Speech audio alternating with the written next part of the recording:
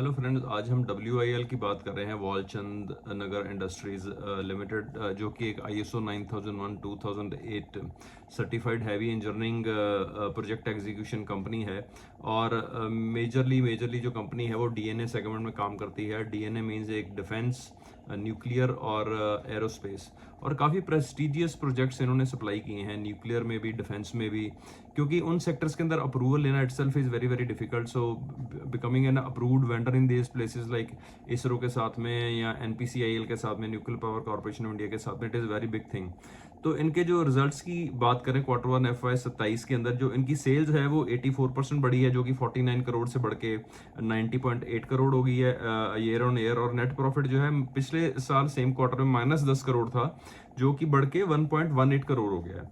और उसी से इनका जो EPS है -1.53 से बढ़ के 0.17 हो गया है।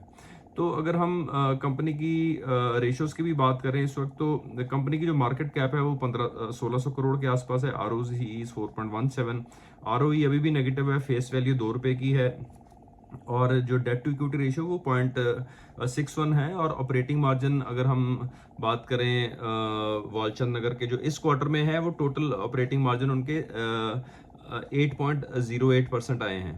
पिछले क्वार्टर में 4.46 थे, और उससे पिछले क्वार्टर में 18.90% से। तो पिछले 3 क्वार्टर से एटलीस्ट उनके जो ऑपरेटिंग मार्जिन वो पॉजिटिव हैं, बट उससे पिछले आप 6, 7, 8, 10 क्वार्टर देखेंगे तो उनके ऑपरेटिंग मार्जिन से वो नेगेटिव में थे, स्टार्टिंग फ्रॉम जून 2023 से लेके सितंबर 2025 तक। Always it is in minus में भी। एक आधा क्वार्टर सितंबर 2023 में 5.8 थे। और अगर हम कंपनी की बोरोइंग्स की भी बात करें, तो कंपनी के ऊपर इस वक्त बोरोइंग है 219 करोड़ की। उसके चक्कर में इंटरेस्ट पेमेंट भी वो कर रहे हैं, और जो करंट वर्क इन प्रोग्रेस है वो 17 करोड़ का है। May be they are doing some kind of expansion. तो कंपनी करती क्या है, आपको पता है कि कंपनी मेजरली DNA सेगमेंट में काम करती है, डिफेंस, न्यूक्लियर और एरोस्पेस में। उनके जो फोकस सेगमेंट हैं, कंपनी पिछली अपनी प्रेजेंटेशन में पिछले कुछ क्वार्टर पहले उन्होंने पहले बताया था कि हमारे पास जो 1-1.5 लाख करोड़ की अपॉर्चुनिटी है, उसके अंदर से हम 20 से 25% जो है बिड कर सकते हैं प्रोजेक्ट, जो कि बेसिकली एंड उसके अंदर अबिटा जो है 25 से 40% आ सकता है। 2025 की प्रेजेंटेशन की बात कर रहा हूँ, उसके बाद तो कंपनी ने कोई प्रेजेंटेशन अपनी लोड करी नहीं है, जिसके अंदर वो बात कर रहे हैं कि they can supply to artillery system, missiles and rockets, naval systems, aircraft, drones, air defence systems, infantry equipments. ये तो वेपन सिस्टम की बात होगी। उसके बाद में Indian army, Indian air force, Indian navy, coast guard के लिए दे कैन सप्लाई। काफ़ी प्रोग्राम इंडियन गवर्नमेंट के जो डिफेंस के हैं, मिसाइल्स के, वो अंडर वे हैं, जिसके अंदर दे कैन बिड। बट अगर हम देखें तो it is not reflecting in their sales. Actually company की मार्केट कैप 1500-1800 करोड़ के आसपास में है, क्योंकि जो प्रोजेक्ट्स की वो बात कर रहे हैं, वो मार्केट साइज की जो बात कर रहे हैं, वो तो 3-4 लाख, मेरे अब 1 लाख करोड़ तो पहले की बात कर रहे हो, 1.5-2 लाख करोड़ के आसपास की मार्केट साइज है। अगर 10% कन्वर्शन भी पकड़ूं तो 25,000 करोड़ के आसपास में तो इनका कुछ ना कुछ होना चाहिए। 2% भी पकड़ूं तो, बट सेल जो है it is not reflecting actually anywhere in the sales. Okay, opportunity is existing, but are you able to capture the opportunity, get the orders, execute the orders for the shareholder? तो वो मेरे को इनके numbers में दिख नहीं रहा।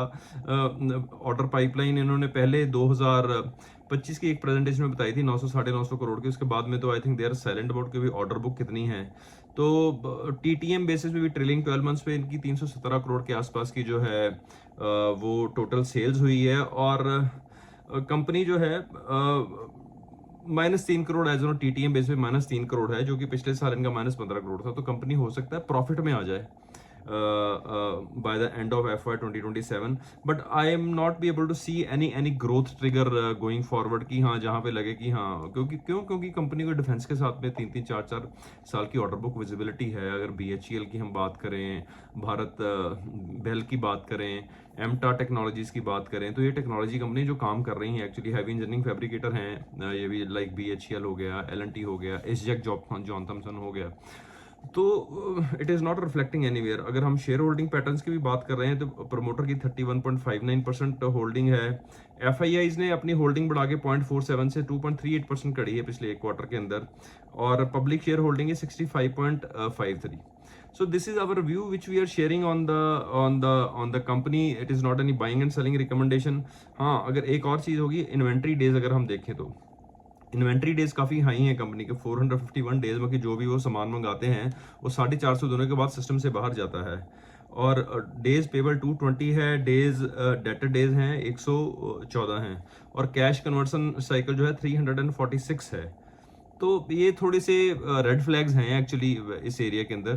तो keep that stock in your watch list. It is not any buying and selling recommendation, it is our view on the company which we are sharing. For any buying and selling you can contact your SEBI registered advisor. Thank you very much.